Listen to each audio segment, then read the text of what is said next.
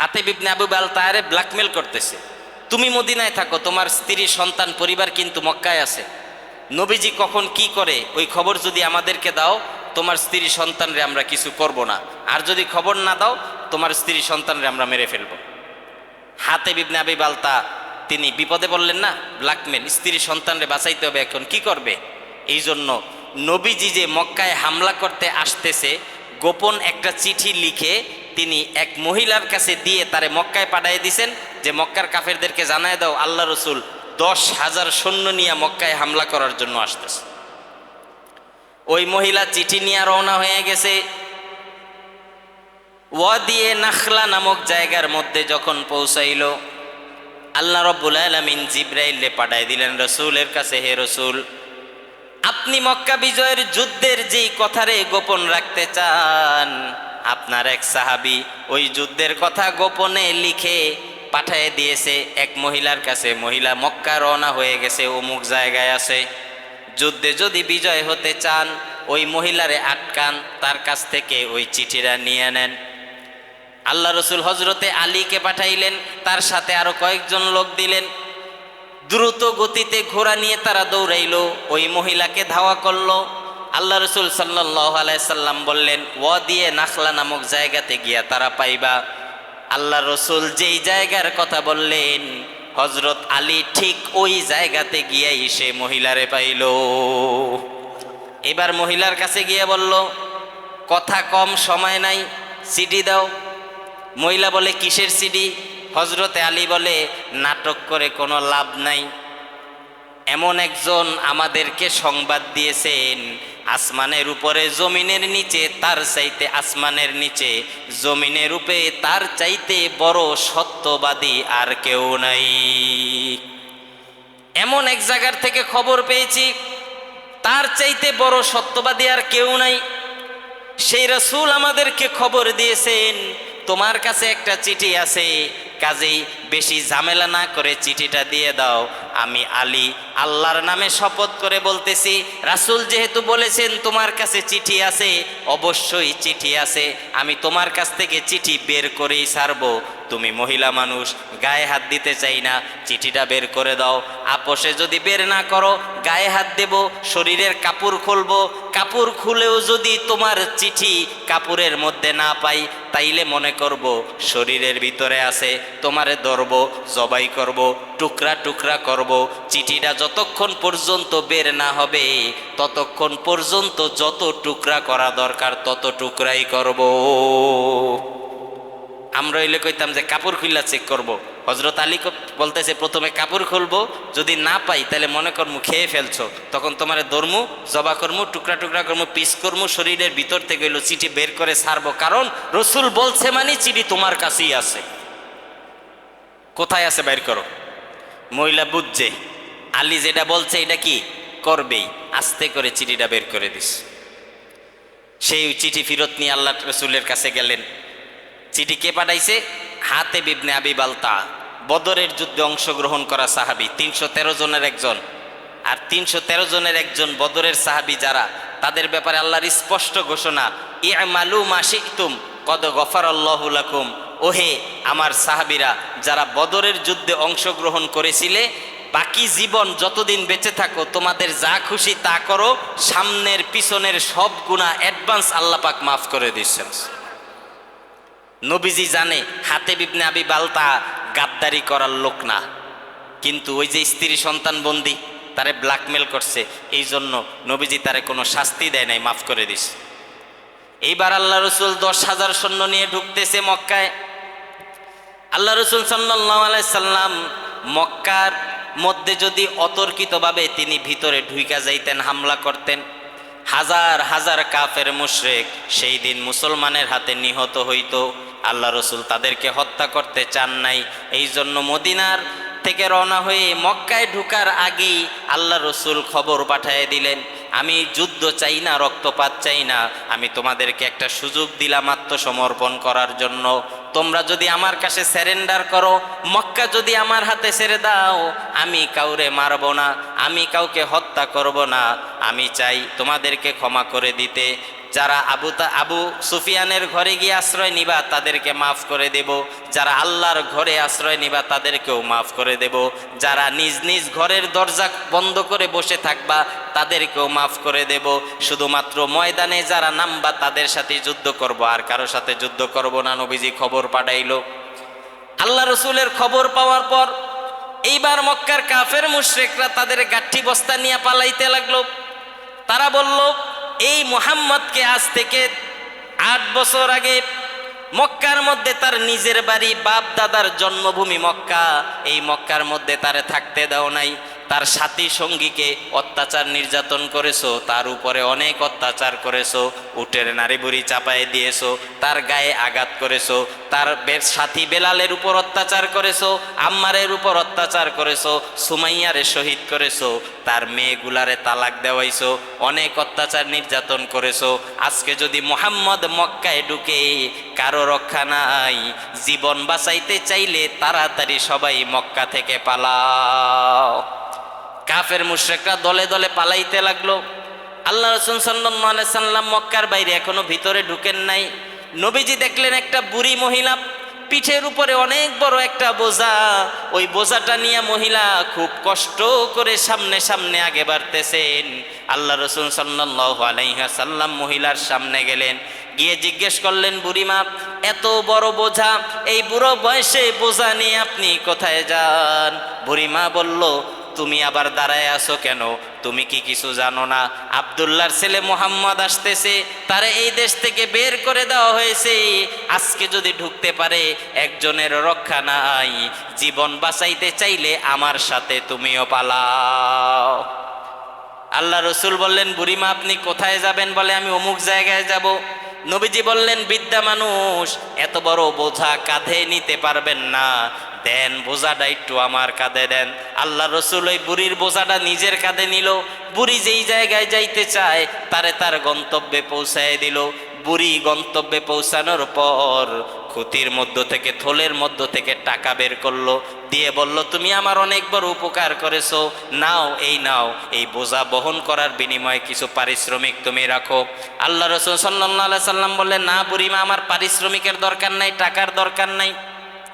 বুড়িমা বলল, মক্কার মধ্যে তো এমন মানুষ আমি দেখি নাই, বিনা পয়সায় মানুষের কাজ করে দেয়। এত দূর পর্যন্ত আমার বোঝাটা তোমার কাঁধে নিয়ে নিলা, কিন্তু তুমি পয়সা নিতে চাও না। মক্কার মধ্যে তো এমন মানুষ আমি দেখি নাই, আসলেই কি তুমি মক্কার লোক? তোমার পরিচয় কি, কে তুমি? বুড়ি যখন জানতে চাইলো, আল্লাহ রসুল ডাক দিয়ে বললেন, বুড়িমা, যেই আব্দুল্লাহর ছেলে মুহাম্মাদের ভয়ে এত দূরে পালিয়ে এসেছেন, আমি সেই আব্দুল্লাহর এতিম ছেলে মুহাম্মাদুর রাসূলুল্লাহ। বুড়িমা বলল, সারা জীবন তোমার নামে যেই সকল কথা শুনেছি সব কথা তো মানুষ বলেছে, আসলে তাদের কথা ছিল মিথ্যা। তোমার মতো ভালো মানুষ আর হয় না। যেই দিনের দাওয়াত তুমি নিয়ে এসেছো, ওই দিনের কালিমা পড়ায়া এখনই আমারে মুসলমান বানায় দাও। বুড়িমা ইসলাম গ্রহণ করলো।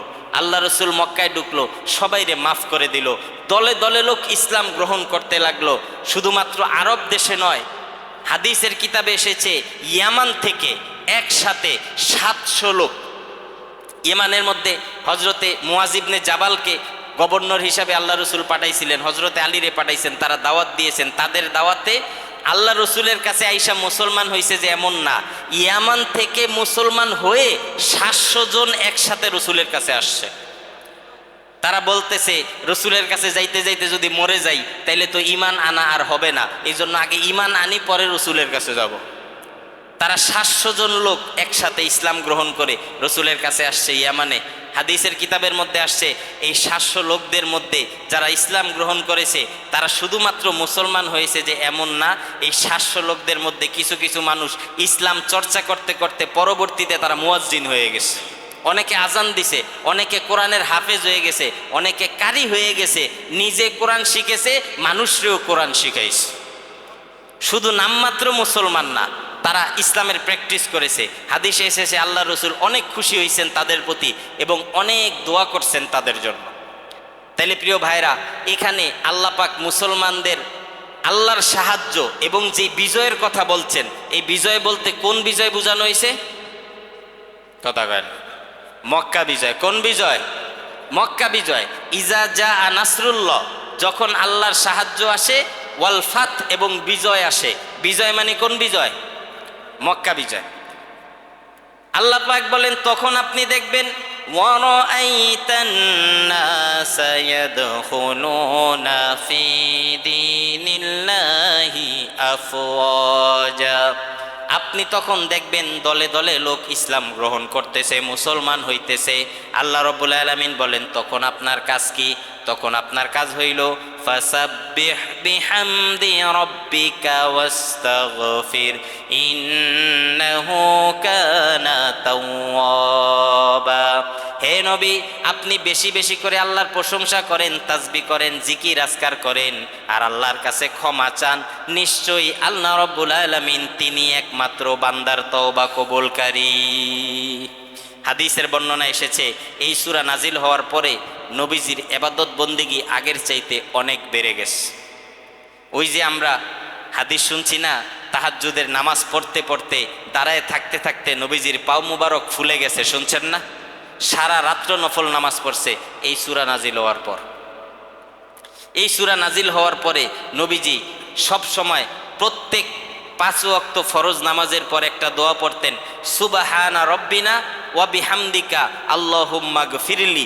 এই দোয়াটা 5 ওয়াক্ত পড়তেন নবীজি নামাজের সালাম ফিরানোর পর। এই সূরা নাজিল হওয়ার পর থেকে অনেক বেশি মানুষের সাথে কথাও কম বলতেন। অনেক অনেক বর্ণনা আছে এই সূরা নাজিল হওয়ার পরে নবীজি হাসা বন্ধ করে দিয়েছেন, হাসতেন না, মানুষের সাথে বেশি কথাও বলতেন না, শুধু সারাদিন ইবাদত বন্দেগীতে থাকতেন। এই সূরা নাজিল হওয়ার পরে রাসূল পরিবর্তন হয়ে গেছেন, আমল বেশি করছেন আগের চাইতে। নবীজি তো এমনি সবসময় বেশি করছেন, কিন্তু ওই সময়টা তার চেয়েও আরও বেশি করছেন। অন্য অন্য বছর এতেকাফে থাকতেন 10 দিন, এই সূরা নাজিল হওয়ার পর এতেকাফ করছেন 20 দিন। এইভাবে সব দিক থেকে শুধু ইবাদতকে তিনি বাড়ায় দিয়েছেন। প্রিয় ভাইরা, এই জন্য ইস্তেগফার, আল্লাহ রসুলকে আল্লাহ পাক বলেছেন আপনি আল্লাহর কাছে ক্ষমা চান। নবীজির কি গুনাহ আছে? কথা কয় না। হাদিসের বর্ণনায় আসছে আল্লাহ রসুল প্রত্যেক দিন কমপক্ষে 70 বার আল্লাহর কাছে ইস্তেগফার করতেন। কোন কোন বর্ণনায় আছে 100 বার ইস্তেগফার করতেন। সাহাবীরা জিজ্ঞেস করতে, হে রসুল আপনি আবার গুনার জন্য কেন মাপ চান? আপনার তো সামনের পিছনের অ্যাডভান্স এমনি আল্লাহ গুনাহ মাফ করে দিয়েছেন, আপনার তো কোনো গুনাহই নাই, আপনি আবার কিসের গুনার জন্য মাফ চান? আল্লাহ রসুল বলতেন আল্লাহ যে আমারে মাফ করে দিয়েছেন এটার শুকরিয়া কি আমি আদায় করব না? ওই শুকরিয়া আদায় করার জন্য আমি আল্লাহর কাছে মাপ চাই। প্রিয় ভাইরা, যার গুনাহ ছিল না সে ডেলি 100 বার মাপ চায়, আর যারা ডেলি 100 বার গুনাহ করে সে প্রতিদিন একবারও মাপ চায় না। আমরা ডেলি 1000 বার গুনাহ করি, একবার মাপ চাই না। রসুল একটা গুনাহ করেন নাই, 1000 বার মাপ চাইতেন। আল্লাহর কাছে মাপ চাওয়া, ইস্তেগফার করা, এটার অনেক ফজিলত। আল্লাহ রাব্বুল আলামিন বলেন যারা আল্লাহর কাছে মাপ চায় তাদের কি পুরস্কার? ফাকুল তাস্তাগফিরু রাব্বাকুম ইন্নাহু কানা গফফারা। হে নবী, আপনি তাদেরকে বলেন বেশি বেশি ইস্তেগফার করতে, মাপ চাইতে। যারা ইস্তেগফার করে আমি আল্লাহ রাব্বুল আলামিন তাদেরকে মাফ করে দেব। শুধুমাত্র এখানেই শেষ নয়, ইউরসিলিস সামাআ আলাইকুম মিদরারা ওয়া ইউমদিদুকুম বিআমওয়ালিন ওয়া বানিন ওয়া ইয়াজআল লাকুম জান্নাতিন ওয়া ইয়াজআল লাকুম আনহারা। আল্লাহর কাছে বেশি বেশি ইস্তেগফার করলে আল্লাহ আসমান থেকে বৃষ্টি দেয়, ক্ষেতের ফসলের মধ্যে বরকত দান করে, সন্তান সন্ততির মধ্যে আল্লাহ পাক বরকত দান করে, বিপদ আপদ থাকলে আল্লাহ পাক দূর করে দেন। এই জন্য সারাদিন ইস্তেগফার করবেন। আর ইস্তেগফার করার আরেকটা ফায়দা হইল, যে ব্যক্তি আল্লাহর কাছে বেশি বেশি আস্তাগফিরুল্লাহ পরে ইস্তেগফার করে, দোয়া করলেই আল্লাহ তার দোয়া কবুল করে। ইমাম আহমদ ইবনে হাম্বল রহমতুল্লাহ আলাইহির একটা ঘটনা আছে। তিনি বিভিন্ন জায়গায় ঘুরতেন আর হাদিস সংগ্রহ করতেন। ইমাম আহমদ ইবনে হাম্বলের কাজ ছিল এটা। অনেক বড় হাদিসের কিতাব লিখছেন, তার মতো এত বড় হাদিসের কিতাব কেউ লিখতে পারেনি। মুসনাদে আহমদ, 40,000-এর উপরে হাদিস আছে তার কিতাবের মধ্যে। এই বুখারি মুসলিমের চাইতে অনেক গুণ বড়। বুখারির মধ্যে তো 5,000 সামথিং হাদিস, আর তার কিতাবের মধ্যে 40,000। বুখারি শরীফের 8 গুণ বড়। অনেক কিতাব, অনেক হাদিস তিনি সংগ্রহ করছেন, লেখছেন, জায়গায় জায়গায় ঘুরতেন আর হাদিস নিতেন। তো এক জায়গায় তিনি হাদিস সংগ্রহ করতে গেছে, মসজিদের মধ্যে তিনি অবস্থান করতেছেন, রাত্র হয়ে গেছে, মুয়াজ্জিন মসজিদ তালা মারবে। আহমদ ইবনে হাম্বল রে বলতেছে, মসজিদ থেকে বাইরন, তালা মারমু। আহমদ ইবনে হাম্বল বলতেছে, আমি মুসাফির, দূর থেকে আসছি, মসজিদে থাকি। সে বলতেছে, আপনার আমি চিনি না। ওই যে রাত্রে থাকার জন্য ওই সময় সরাইখানা ছিল, বিভিন্ন জায়গায় জায়গায় সরাইখানা, হোটেলে গিয়া থাকেন, যান, মসজিদে জায়গা নেই। ইমাম আহমদ ইবনে হাম্বলরে বের করে দিল, বাইরে হয়ে গেছে। এখন তিনি হোটেলের সরাইখানা যেখানে, সেখানে গেলেন, গিয়ে দেখলেন সরাইখানায় এক বাবুর্চি রাত্রেবেলা রুটি বানাইতেছে।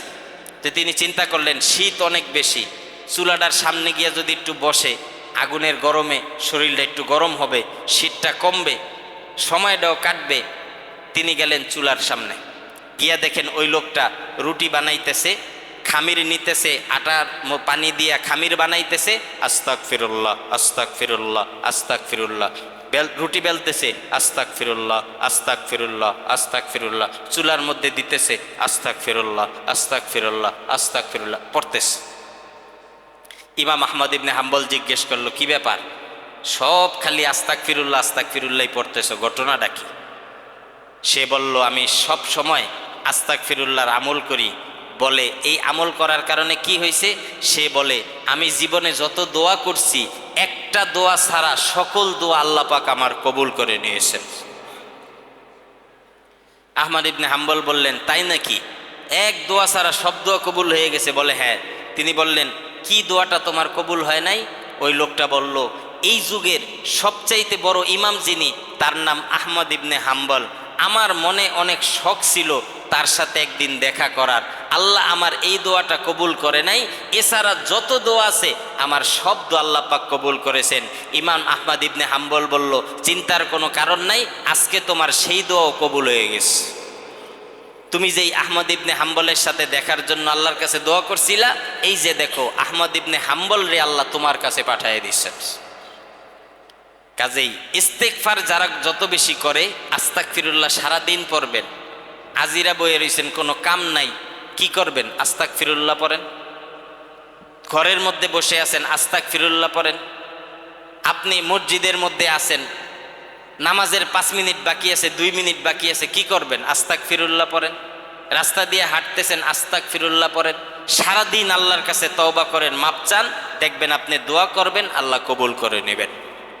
এই জন্য আল্লাহ পাক তার রাসূলকে ইন্তেকালের আগ মুহূর্তে আমল দিলেন, হে নবী, আপনি বেশি বেশি করে ইস্তেগফার করেন, আস্তাগফিরুল্লাহ করেন। এই আস্তাগফিরুল্লাহ নবীজিরে পড়তে বলছে, তার মানে এই না যে নবীজির গুনাহ আছে। নবীজির গুনাহ আছে? তিনি নিষ্পাপ, সকল গুনাহ থেকে তিনি পবিত্র। তারপরও তিনি দৈনিক 70 বার, কোনো বর্ণনায় 100 বার ইস্তেগফার করতেন। আর আমরা যেই পরিমাণ গুনাহ করি, আমাদের কতবার পড়া দরকার? আমার মনে হয় 3 বেলা খাওয়া বন্ধ কইরা হইলেও আস্তাগফিরুল্লাহ আমাদের পড়া দরকার। কথা কয় না?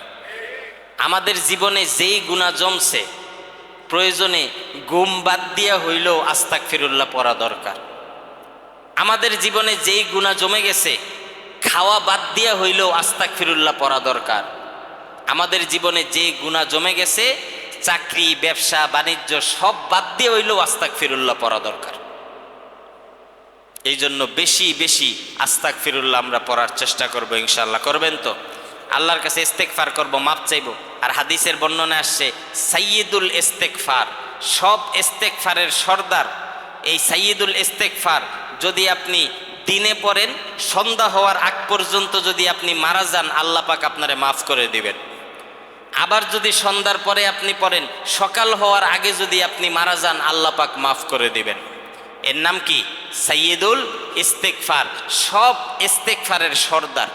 আল্লাহুম্মা আনতা রব্বি লা ইলাহা ইল্লা আনতা খলাকতানি ওয়া আনা আবদুকা ওয়া আনা আলা আহদিকা ওয়া ওয়া'দিকা মাস্তাতা'তু আউযু বিকা মিন শাররি মা সানা'তু আবুউ লাকা বিনি'মাতিকা আলাইয়া ওয়া আবুউ লাকা বিযামবি ফাগফিরলি ফাইন্নাহু লা ইয়াগফিরুয যুনুবা ইল্লা আনতা।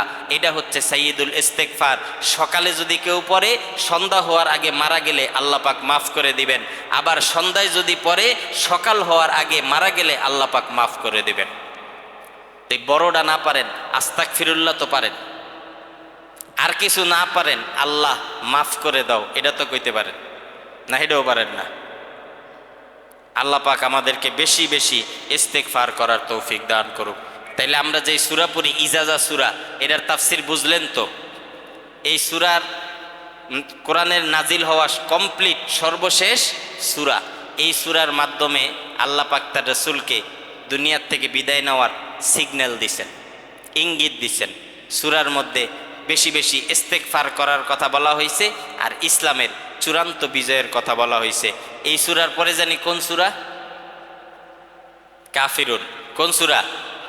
কুল ইয়া আইয়ুহাল কাফিরুন। আল্লাহ যদি তৌফিক দান করে আগামী সপ্তাহে ওই সূরার তাফসির আমরা শুনবো। সেই পর্যন্ত আল্লাহ পাক সুস্থ রেখে এই কোরআনের তাফসির উপস্থিত তৌফিক দান করুক, আমিন।